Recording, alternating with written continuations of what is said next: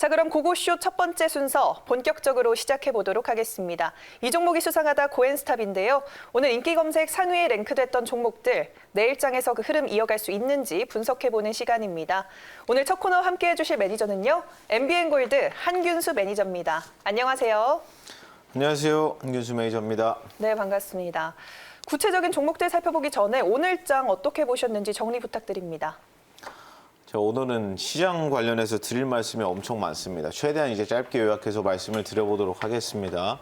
오늘은 사실 뭐 종목이 중요한 날이 아니에요. 그냥 종합지수로 시작해서 종합지수로 끝난 날입니다. 지금 제가 이제 대충 세보니까 한 7, 8거래일 연속 조정이고 지금 코스닥이 거의 뭐 100%에 육박하게 100포인트에 육박하게 많이 빠졌습니다. 지난 8월에 조정이 기억이 나실 거예요. 지난달 이맘때쯤에 이제 V반등을 이제 만들려고 시도를 했던 이 구간이 있었고 실제로 그때도 뭐 낙폭이 작지 않았습니다. 종합지수가 거의 10% 가깝게 빠졌고 V반등을 바로 만들어내면서 신고가를 바로 뚫어버렸죠. 다시 말해서 10% 빠졌다가 V반등으로 회복을 할 때 7거래일, 8거래일 만에 전고점을 다 돌파를 시켰습니다. 너무 빨리 이제 회복을 시켰고 이번에도 이제 사람들이 생각을 하는 거죠. 8월 조정처럼 이번에 나오고 있는 조정도 8월 조정과 같은 속도로 빨리 이제 회복이 가능할까 이런 걱정을 좀 많이 하고 계실 것 같습니다. 혹시 만약에 올라갈 때는 사람들이 원래 그런 생각을 못 합니다. 올라갈 때는 야, 이거 좀 비싸서 못 사겠다. 내려오면 사야지. 그리고 막상 내려오면 무서워서 못 사는데 지금 또 그런 고민을 하고 계신 분들도 있을 거라고 생각합니다. 사도 되나 말아야 되나. 이거 설마 꼭지 나온 게 아닌가. 제가 이제 결론부터 말씀을 드리면 저는 그렇지 않다고 일단 생각한다는 점을 말씀을 먼저 드리고 오늘 아시아 증시 전반을 놓고 보면 우리나라뿐만 아니라 일본도 그렇고 중국 증시도 그렇고 대부분 안 좋았습니다. 근데 우리나라가 더 안 좋았어요. 우리나라가 이제 갖고 있는 뭐 추가 악재는 뭐가 있을까? 지금 오늘 부각되고 있는 재료들을 보시면 북한 관련된 재료가 일단 두 가지입니다. 첫 번째는 잘 아시겠지만 보도가 많이 나오고 있어서 북한군 충격에 의해서 이제 연평도 부근에서 공무원 한 분이 이제 피격돼서 이제 사망을 하셨고 북한군에서는 이제 뭐 휘발유까지 부어가지고 이제 뭐 화형을 시켰다 뭐 이런 얘기가 지금 나오고 있어서 좀 이거 관련해서 방산주들이 좀 많이 올라가고 지금 대한민국 안보에 좀 문제가 있는 거 아닌가라는 뭐 공포 심리라든지 아니면 오늘 이제 청와대에서 점심 12시에 NSC라고 해서 국가안전보장회의가 열렸습니다. 원래 오늘이 열리는 날인데 시간을 좀 땡겨서 열었죠. 이런 걸 보면서 사람들이 좀 걱정을 하는 대북 리스크 관련해서 또 문제가 될까 봐. 그러니까 방산주 움직이는 거고 두 번째 북한 관련 재료는 뭐였냐면 이제 다음 달 10일입니다. 이제 한 2주 정도밖에 안 남았는데 다음 달 10일에 이제 북한의 노동당 창건일 75주년 이제 기념식이 있고 거기에서 열병식을 크게 하는데 북한에서 이제 신형 ICBM을 또 공개할 것 같다. 이런 얘기가 나오고 있어요. 그리고 오늘 나온 얘기는 뭐냐면 북한에는 TEL이라는 게 있습니다. 이동식 발사 차량이라고 해서 미사일을 발사 차량에다 달고 다니는 거죠. 그래서 이동식 발사대라고도 하는데 이동식 발사 차량에 ICBM이 탑재된 게 지금 확인이 되고 있습니다. 그러니까 이번에 열병식에서 또 이제 미사일 얘기하면서 전쟁 운운하지 않을까 뭐 이런 걱정이 있는 거고 그리고 이제 추가로 말씀드리면 이제 앵커께서 말을 잘 해주셨지만 코로나 환자가 두 자릿수 가가지고 야 이제 좀 안정권 접어드나 보다 했는데 100명대 세 자릿수까지 다시 늘어났고 아시다시피 좀 있으면 다음 주부터 이제 명절이잖아요. 그럼 명절 이후는 이제 어떡하나 이런 공포 수요도 있을 거고 이런 식으로 빠진 이유에 대해서 설명하면 밑도 끝도 없어요. 지금도 몇 가지가 더 있는데 제가 얘기를 안 한 겁니다. 근데 이렇게 구구절절 읊어드는 이유는 뭐냐면은 제가 하고 싶은 얘기가 이것 때문에 빠졌다고가 아니어서 그런 겁니다. 아이러니하지만 오늘 해석하는 거는 분명히 이렇게 해석을 할 거 이런 이유 때문에 빠졌다고 일단 내려왔으니까 이유를 찾아야 되지 않겠습니까? 근데 제가 봤을 때는 오늘 내려온 이유가 솔직히 특별하게 없다고 봅니다. 방금 전에 이제 나열했던 그런 재료들을 놓고 봤을 때 대북 리스크 같은 경우 ICBM 뭐 공개를 하든 말든 2018년에 열병식에서 공개를 또 했던 적이 있거든요. 그때 한국 증시 아무 영향 없었습니다. 미동도 없었고. 그리고 우리나라는 심지어 천안함 피격 사건, 연평도 포격 사건, 종합지수 안 빠졌습니다. 오히려 많이 올라갔습니다. 그래서 뭐 대북 이제 북한 리스크와 관련해서 한국 증시가 많이 빠졌었던 걸로 제가 기억하는 사례는 딱 두 가지인데요.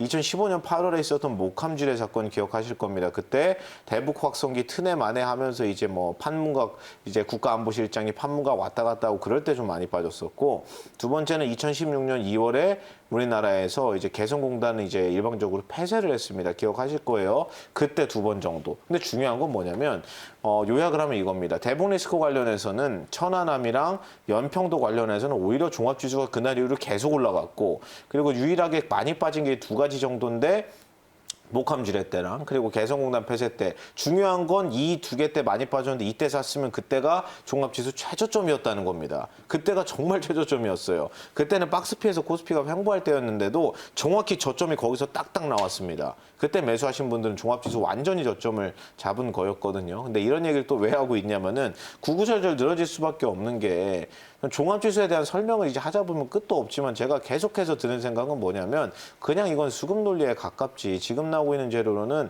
코스피, 코스닥 오늘 코스닥 거의 서킷까지 갔다 왔습니다. 아까 마이너스 4.8이었나요? 거기까지 내려갔다 왔는데 그걸 보면서 아니 그 오늘 있었던 재료를 이렇게 많이 빼는 게 좀 말이 되나 그런 생각을 좀 많이 했고 역시나 이제 수급 논리로 말씀을 드릴 수밖에 없는 게 지금은 빠지고 있어서 빠지는 얘기만 하지만 지난 6개월 동안 올라온 거에 대해서 한번 생각을 해보세요. 올라올 때 어떤 이유가 있었을까요? 뭐 한국 증시가 갑자기 뭐 상장사들 영업이익 EPS가 막 빠른 속도로 올라간다든지 아니면 뭐 삼성전자 실적이 갑자기 좋아지면서 종합지수를 멱살 잡고 끌고 갔다든지 없죠. 왜 없을까요? 이유가 진짜 없기 때문입니다. 유동성 하나 말고는 아무 이유가 없어요. 펀더멘탈 얘기도 EPS 올라와 봤자 사실 종합지수 상승률을 죽어도 못 따라가죠. 다시 말해서 돈으로 올린 거고 지금 내려오는 것도 유동성일 뿐입니다. 그리고 결론을 요약하면 돈의 문제인 거고 그리고 고가권에 있다 보니까 작은 악재에도 크게 반응하고 작은 호재에도 크게 반응해서 올라가고 그러는 시장이나 앞으로도 종합지수는 많이 올라가든 많이 흔들든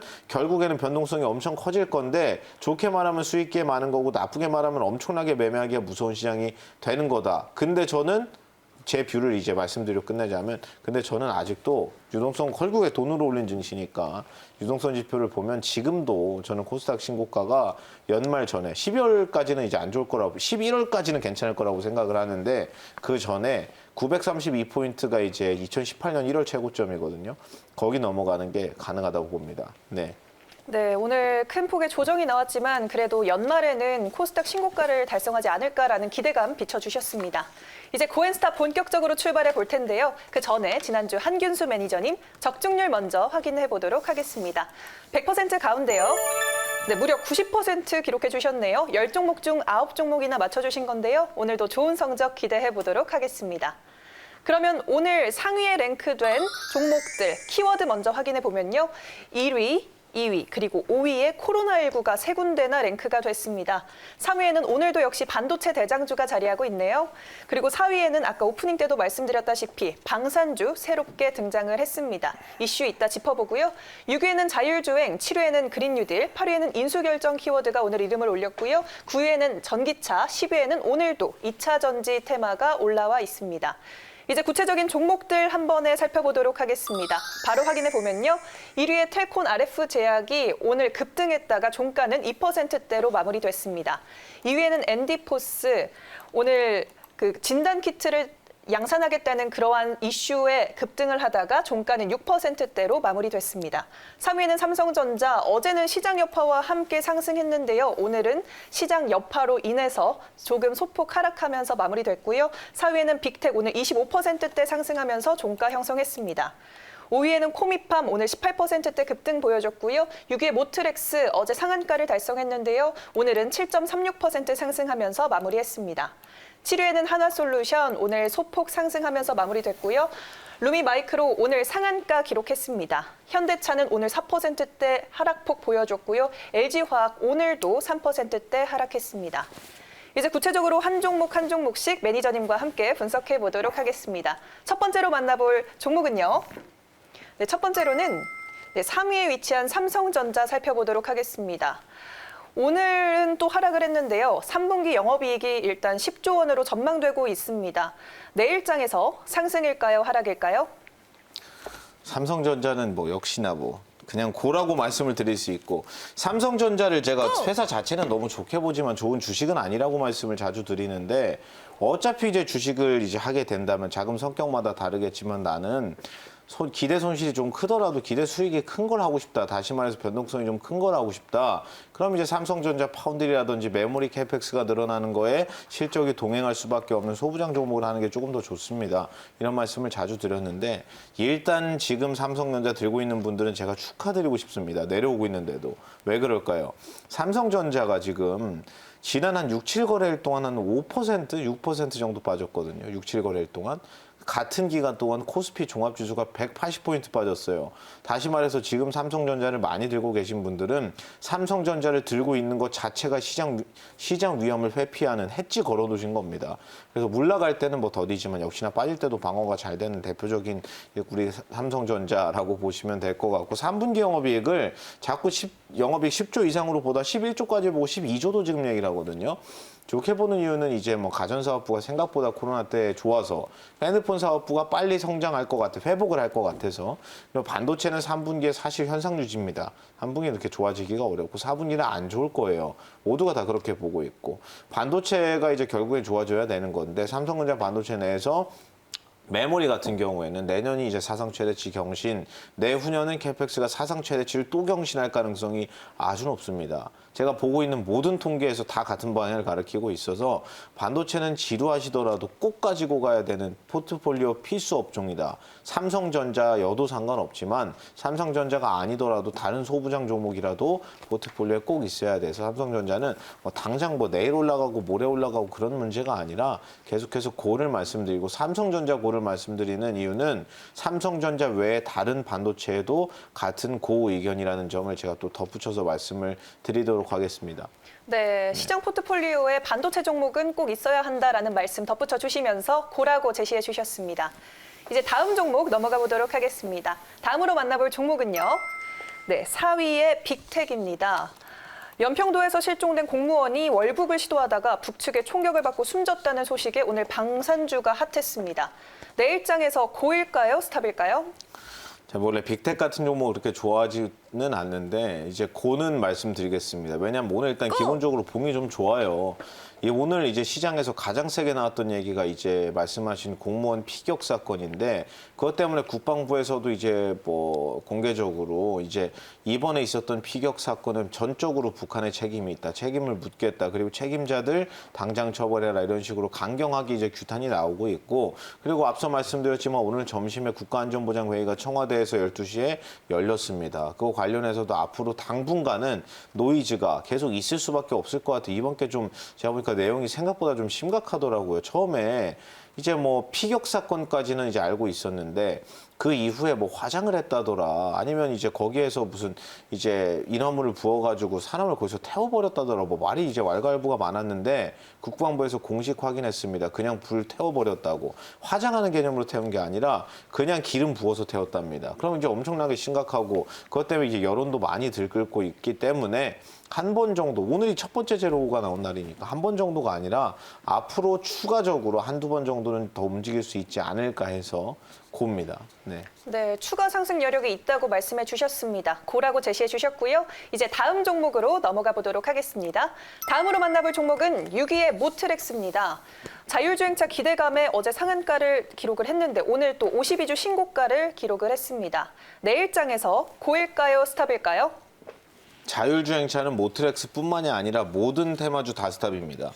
모트렉스뿐만이 아니라 왜 그러냐면 네. 두 가지 이유 때문입니다. 일단 뭐 테마주 자체를 얘기하면서 뭐 실체나 실적을 놓고 말하면 안 되겠지만 국내에는 이제 자율주행하면 보통 소프트웨어랑 하드웨어 두 개를 나눠서 얘기를 하죠. 그리고 하드웨어에서는 가장 핵심이 되는 게 이제 라이다 센서라는 거고 국내에 상장돼 있는 회사 중에 라이다 센서를 제대로 만들거나 아니면 만든 걸로 납품을 하고 있거나 아니면 만들고 있어가지고 뭔가 성과를 내고 있는 회사가 단 한 개도 없어요. 그럼 다시 말해서 자율주행차 쪽으로 하드웨어는 우리나라 없구나 그냥 이렇게 생각하셔도 무방할 정도입니다. 그럼 소프트웨어에서는 결국에 자율주행 소프트웨어가 레벨 1, 2, 3, 4, 5로 넘어갈 때 하드웨어랑 소프트웨어 기술력이 겹쳐지고 이제 그 하모니를 이루면서 이제 구현이 되는 건데 앞서 말씀드린 대로 하드웨어 기술은 거의 없다고 봐도 무방하고 소프트웨어에서는 이제 결국에 국내에서 이제 가장 그래도 잘 나가는 현대차랑 기아차가 있고 현대기아차가 지금 레벨 2에서 2.5까지 구현을 해놓은 상태고 내년부터 나오는 제네시스 전기차 모델에는 레벨 3까지 아마 탑재가 되지 않을까 싶습니다. 참고로 이게 몇 개월 정도 전에 국회에서 이번에 이제 법이 적용이 되면서 대한민국에서 레벨 3 자동차를 파는 게 합법화됐습니다. 원래 불법이었어요. 몇 달 전만 해도. 그러니까 불법 전 합법 선까지는 현기차가 다 하고 있다가 이번에 법이 풀리면서 내년부터는 레벨 3까지를 하는데 현대 기아차 레벨 3 소프트웨어 납품하는 회사가 어디냐면 만도 정도입니다. 다시 말해서 뭐 만도 같은 이제 대형 메이저 회사들 빼고 뭐 트렉스라든지 모바일 어플라이언스라든지 라닉스라든지 이런 회사들은 정말 실체가 대부분 없습니다. 그냥 말로만 묶은 거. 원래 테마주가 그렇긴 하지만 이 정도면 이제 실제로 어느 정도 분출했다고 보고 어제 갑자기 세게 올라가고 오늘도 그 강했던 시세가 연결되는 이유는 아시겠지만 일론 머스크가 어제 배터리 데이에서 얘기를 할 때 두 가지를 얘기했거든요. 배터리 셀 가격을 50% 이상 낮추겠다. 그리고 두 번째가 이제 앞으로 한 달에서 두 달 안에 자율주행차 베타 서비스를 시작하겠다. 이 얘기했는데 중요한 건 그게 베타 서비스입니다. 레벨 5 베타 서비스. 지금 이제 테슬라는 라이더 안 쓰고 하려고 하는데 제가 봤을 때 뭐 기술적으로 그게 좀 오래 걸리지 않을까. 그리고 배터리 대해서도 얘기가 나온 게 이번 거는 베타 서비스, 다시 말해서 테스트 모델이고 양산이나 보급형 모델은 앞으로 아무리 빨라도 2, 3년 더 걸린다고 얘기합니다. 이번에는 이제 지나가는 얘기로 한번 세게 부각이 됐으니까 이제 시세가 나왔다고 보는 거고 끌고 가기는 어렵다. 그래서 저 모트렉스 말고도 다른 이제 자율주행차까지도 다 스탑이라고 말씀을 드리겠습니다. 네, 당장에 눈에 보이는 성과가 단기적으로 없을 거기 때문에 테마 전체적으로 스탑 의견 제시해 주셨습니다. 네, 이제 나머지 종목들 한 번에 열어서 확인해 보도록 하겠습니다. 한 번에 확인해 보면요. 텔콘 RF제약, 엔티포스, 코미팜 스탑 의견 제시해 주셨고요. 루미마이크로, 현대차, LG화학은 고라고 의견 내주셨습니다. 네, 이 중에서 베스트 종목은 어떤 종목을 꼽아볼까요? 베스트 종목은 한화솔루션입니다. 이 정도면 사실 이런 걸 보고 계셔야 되는 거예요. 이게 최근에 내려오는 거의 한 2주, 3주 내내 연속으로 내리꽂고 있는데 이게 한화솔루션이 좋은 회사인 건 다 알지만 사기가 가격대가 너무 부담스럽다. 그래서 못 사고 있다가 시장이 내려오면 꼭 사야지라고 사람들이 생각은 다 하는데 막상 내려오면 못 산다고 제가 말씀을 드렸죠. 이런 걸 보고 그런 생각을 하셔야 되는 겁니다. 살 생각을.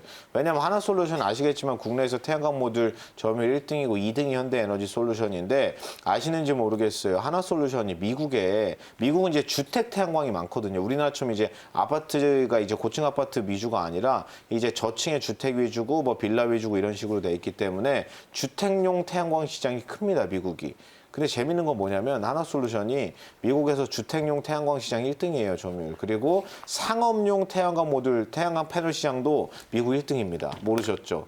생각보다 강한 회사라고 볼 수 있고 화학사업부가 껴있기는 하지만 한화솔루션 전체 매출의 40%가 태양광 사업부, 한화큐셀 합병한 거기서 나옵니다. 그래서 앞으로 끌고 가려면 어차피 그린 뉴딜은 이제 계속해서 가는 정책 테마인 거고 실제로 실적으로 연결을 시키고 또 있으니까 한화솔루션으로 이제 말씀을 드려보고 오늘 종가가 37,100원입니다. 매수가를 그냥 지금 가격으로 이 정도면 뭐 다 왔다고 생각을 하니까 46,500원에서 37,500원, 목표가를 5만 원, 손절가를 32,000원으로 오늘은 한화솔루션을 말씀드려보겠습니다.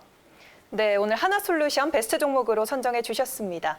오늘 함께해 주신 한균수 매니저, 고고쇼 고엔스탑에선 오늘이 마지막으로 뵙는 건데요. 다른 코너들에서 많이 찾아주시길 바라겠습니다. 오늘 고엔스탑은 여기까지입니다.